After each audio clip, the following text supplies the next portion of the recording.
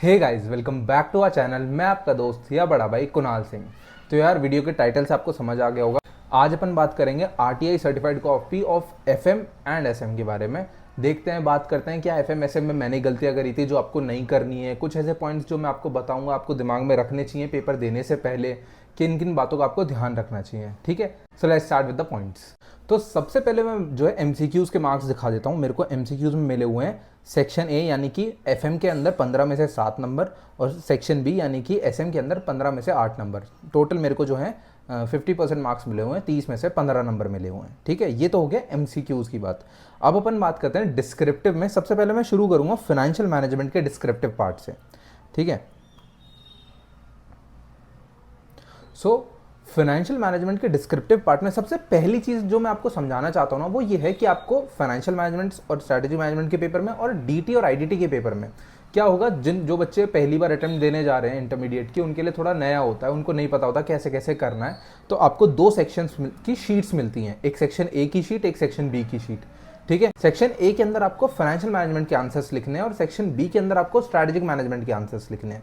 ठीक है, कई बार ऐसा हो जाता है, कुछ लोग कर देते हैं गलती कि सेक्शन ए का सेक्शन बी में लिख देंगे, सेक्शन बी का सेक्शन ए में लिख देंगे। जल्दी जल्दी में ये गलतियां हो जाती हैं, होती हुई देखी भी हमने। ठीक है, सो इस बात का सबसे पहले ध्यान रखना। आप इधर देख भी सकते हो, मैंने लिखा भी है कि FM answer should be in section A sheets and SM answer should be in section B sheet. इसी तरीके से डीटी का सेक्शन ए में होना चाहिए और आईडीटी का सेक्शन बी के अंदर होना चाहिए। और दोनों ही पेपर में सेक्शन ए के अंदर आपको ये एमसीक्यूज का पार्ट मिलता है कि जिसके अंदर आपको एमसीक्यूज के सर्कल्स करने हैं। सेक्शन बी में कुछ भी नहीं होता। ठीक है, सारी एंट्रीज, मेजर जो एंट्रीज होती है वो सेक्शन ए में ही होती है। ठीक है, अब स्टार्ट करते हैं हम आंसर्स को देखना। देखो, तो सबसे पहले जो मैं क्वेश्चन नंबर फर्स्ट के बी की बात करता हूं, और इसमें मैंने एक पॉइंट लिख रखा है कि start with the best question you know और यू कैन आंसर। सीधी सी बात है भाई, जो क्वेश्चन सबसे बेस्ट तरीके से आता हो, पता है मुझे, इसमें कोई गलती नहीं करने वाला मैं, तो उसी क्वेश्चन से आपको जो है शुरू करना है अपने पेपर को। इस क्वेश्चन में मेरे को सबसे पहले इस स्टेप 1 के अंदर 2 नंबर मिले हैं पूरे के पूरे। फिर लीवरेज का क्वेश्चन था, सिंपल क्वेश्चन था, एक एक नंबर के लीवरेज पूछ रखे थे। और वर्किंग नोट्स पे भी ध्यान देना, मैंने यहाँ पे वर्किंग नोट्स भी बना रखे हैं, एक वर्किंग नोट यहाँ पे, 2 वर्किंग नोट्स यहाँ पे। ठीक है, मुझे इसमें पूरे 5 में से 5 नंबर मिले हुए हैं। ठीक है, तो सबसे पहले ही चीज़ क्या कि भाई जो क्वेश्चन सबसे बेस्ट तरीके से आता हो उसी को करना है। और अगर एक क्वेश्चन एक बार उठा लिया है ना, फिर उसके सारे पार्ट्स को कंप्लीट करके तभी आगे बढ़ना। और अगर बाई चांस होता है ऐसा कि एक क्वेश्चन के 3 पार्ट हैं, 2 आते हैं, एक नहीं आता है, तो 2 को कंप्लीट करो, एक के लिए जगह छोड़ो और फिर अगले क्वेश्चन पे बढ़ो। ऐसा नहीं करना है कि 2 क्वेश्चन कर दिए यहाँ पे, अब इसका एक पार्ट जो कहीं और कर रहे हैं। ठीक है, इससे क्या है, एग्जामिनर को ऑब्वियसली तकलीफ होती है, उसके लिए जितना आसान बनाओगे आंसर शीट को चेक करना उतना बढ़िया रहेगा। अब क्वेश्चन नंबर फर्स्ट के सी पार्ट के अंदर क्या है, ये भी क्वेश्चन मेरे को डिसेंट तरीके से आता था। जैसे कि ये मेरे ख्याल से डिविडेंड डिसीजन का क्वेश्चन है ये, वोल्टर्स मॉडल वाला। ठीक है, इसमें जो है 3 नंबर मेरे को इस पार्ट में मिले, स्टेप 1 में 3 नंबर मिले मुझे। फिर यहाँ पे मेरे को 2 नंबर स्टेप 2 में मिले, तो इसमें मेरे को पूरे 5 में से 5 नंबर मिले। इसमें भी एक भी नंबर नहीं कटा। ठीक है, फर्स्ट का ए भी बढ़िया हो गया, फर्स्ट का सी भी बढ़िया हो गया, सॉरी फर्स्ट का बी भी बढ़िया हो गया, फर्स्ट का सी भी बढ़िया हो गया, 5 में से 5 नंबर। अब मैं बात करता हूँ फर्स्ट के एक क्वेश्चन की। अब ये ऐसा क्वेश्चन था, जैसे मैंने अभी बोला, एक क्वेश्चन के 3 पार्ट होते हैं, 2 आते हैं, एक नहीं आते। ये पार्ट ऐसा था जो मुझे ठीक से नहीं आता था बट उतना ज़्यादा नहीं आता था। मेरे को कैश बजट बनाना था 3 महीने का, मैंने ये बनाया जितना मुझे समझ में आया। ठीक है, ऑल्दो इसमें मुझे डिसेंट मार्क्स मिल गए, 5 में से 3 नंबर मुझे ये 3 स्टेप्स के मिल गए। ठीक है, इसीलिए मैंने यहाँ पे एक बात लिखी है, do the question at least as much as you know. भाई जितना आता है उतना तो करो क्वेश्चन को, ऐसा तो नहीं करके आना कि छोड़ ही आओ बिल्कुल, फिर तो 0 होना ही है अगर छोड़ के आ जाओगे तो इसलिए do the question at least as much as you know. अब यहाँ पे मेरे को इसमें कुछ भी नहीं आता था, तो इसलिए मेरे को फर्स्ट क्वेश्चन में 15 में से मैंने 13 मार्क्स स्कोर कर लिए यहाँ पे। ठीक है, ये जो दिख रहा है आपको। इसके बाद जो है अपन बात करते हैं नेक्स्ट क्वेश्चन की तरफ बढ़ते हैं। नेक्स्ट मैंने उठाया क्वेश्चन नंबर 2 का बी। अब ये भी क्वेश्चन एक ऐसा था जो बहुत आसान क्वेश्चन था और आता था मुझे अच्छे से। तो इसमें सिंपल सी बात थी भाई, वो ऑपरेटिंग साइकिल वाला हमारा वर्किंग कैपिटल मैनेजमेंट का क्वेश्चन था। ये एक स्टेप का 1 नंबर था हर किसी का, 3 नंबर का सिंपल सा क्वेश्चन था। 1 नंबर मुझे यहाँ मिला, 1 नंबर यहाँ मिला और 1 नंबर यहाँ मिला। मुझे इसमें पूरे 3 में से 3 नंबर मिले। बट इसका जो दूसरा क्वेश्चन था जो सबसे ज़्यादा कॉस्ट ऑफ कैपिटल क्वेश्चन था, और मैं कॉस्ट ऑफ कैपिटल की बहुत अच्छे से तैयारी करके गया था, बट स्टिल पता नहीं क्या हुआ पेपर में, वो क्वेश्चन मेरे से सॉल्व नहीं हो पाया। जितना मेरे को समझ में आया मैंने किया, बट ये तो पूरा ही गलत है, यहाँ पे भी ये गलत है, बट ये वाला जो है सही हो गया और आधा नंबर यहाँ भी मिल गया। तो मुझे इसमें जो है 1.5 नंबर ऑल दो मैंने स्कोर कर लिया, जिस वजह से क्वेश्चन नंबर सेकंड में मेरे को 10 में से 4.5 नंबर मिले। कम है बट ठीक है आई गेस। अगर क्वेश्चन बिल्कुल ही नहीं हो रहा ना, स्टिल आपने स्कोर कर लिए किसी तरीके से, उसमें कुछ भी नंबर, आधा एक नंबर भी बहुत ज़रूरी होता है भाई, हर किसी को पता है सीए के पेपर में एग्जेम्पशन वो आधा एक नंबर बैठा सकता है, ठीक है। इसलिए अपनी पूरी कोशिश करो, सबसे पहले बेस्ट क्वेश्चन से शुरू करो, दूसरा जितना आता है उस क्वेश्चन को उतने तक सॉल्व करके जाओ, बिल्कुल खाली नहीं छोड़ के आना। इसके बाद बात करते हैं क्वेश्चन नंबर 30 के बी पार्ट का। अब ये भी एक ऐसा क्वेश्चन है जो इजी था और मुझे बहुत अच्छे से आता था। अब इस क्वेश्चन में जो है, इस पहले पार्ट में जो मुझे बैलेंस शीट वगैरह बनानी थी, इसके ही मुझे 4 नंबर मिल गए, क्योंकि 4 नंबर का तो टोटल क्वेश्चन ही था, तो इसमें मेरे को पूरे 4 में से 4 नंबर यहाँ पे मिल गए, ठीक है। ये मेरे को थर्ड के बी में 4 में से 4 नंबर मिल गए। अब इस क्वेश्चन में मैंने एक पॉइंट लिखा है। इस क्वेश्चन में मैंने क्या चीज़ हाईलाइट किया कि modules RTP MTP question are very important. अब मैंने ये क्यों हाईलाइट किया है, ये मैंने इसलिए हाईलाइट किया क्योंकि यार ये क्वेश्चन एग्जैक्ट मॉड्यूल का उतरा हुआ ऐसे के ऐसे ही आ गया है। बहुत ही सिंपल मॉड्यूल के आप पीछे देखोगे प्रैक्टिकल क्वेश्चंस में और अपना इलस्ट्रेशंस में, ऐसे कई सारे क्वेश्चन है जिसमें सिंपल बैलेंस शीट बनाने के लिए दे रखी है। इसके बाद अपन बात करते हैं क्वेश्चन नंबर 30 के ए की। अब ये एक ऐसा क्वेश्चन था जो, या ये चैप्टर ही ऐसा है जिसमें भाई सबकी हवा टाइट होती है। इन्वेस्टमेंट डिसीजन है थोड़ा सा एफएम का, मुझे लगता है सबसे डिफिकल्ट चैप्टर यही है, बट और मेरा भी सेम केस था, इसमें भी मेरे को भी बहुत ज़्यादा नहीं आता था। 6 नंबर का ये क्वेश्चन था, इसमें शायद मुझे ज़्यादा नंबर नहीं मिले हैं। थर्ड के ए में मैंने पहले तो ये बनाया वर्किंग नोट की तरीके से, एक कैश फ्लो आफ्टर टैक्स निकालने की मैंने कोशिश करी बट नहीं निकला। बट यहाँ पे ये कुछ इंटरेस्ट के अमाउंट जो है वो सही हो गए, मुझे ये नहीं समझ आ रहा, मैंने ऊपर की गलती कर दी मैंने और बीच के सही हो गए, आई डोंट नो कैसे। तो 1.5 नंबर जो है मेरे को इसमें मिले।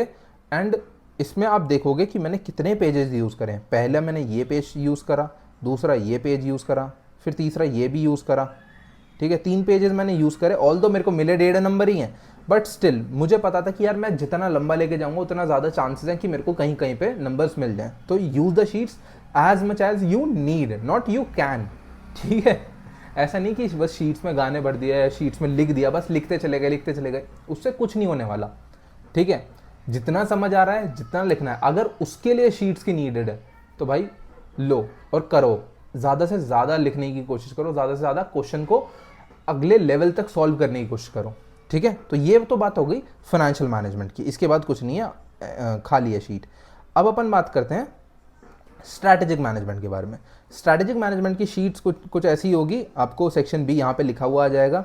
यहाँ पे आप क्वेश्चंस टिक कर सकते हो कि कौन कौन से अटेम्प्ट किए हैं, वैसे ज़्यादा कुछ फ़र्क नहीं पड़ता इससे, ठीक है। तो रिलैक्स रहना, अगर टिक करना भूल भी गए, ये आपको दिख ही रहा है सामने कि मैंने टिक नहीं कर रखा है, ठीक है। अब इसमें मुझे 35 में से सिर्फ 13 नंबर मिले हुए हैं, उधर मुझे 35 में से 23 मार्क्स मिले हुए थे, वो ज़्यादा बेटर थे इसके कंपैरिजन में। क्यों? अब मैं बताता हूँ क्यों। देखो, हर पेपर में एक चीज़ तो बिल्कुल सिमिलर होने वाली है, वो क्या है कि भाई सबसे पहले वही क्वेश्चन उठाओ जो बेस्ट तरीके से आता हो। अब स्ट्रैटेजिक मैनेजमेंट में क्या है कि आपको एकदम एक्यूरेसी से लिखना बहुत ज़रूरी है।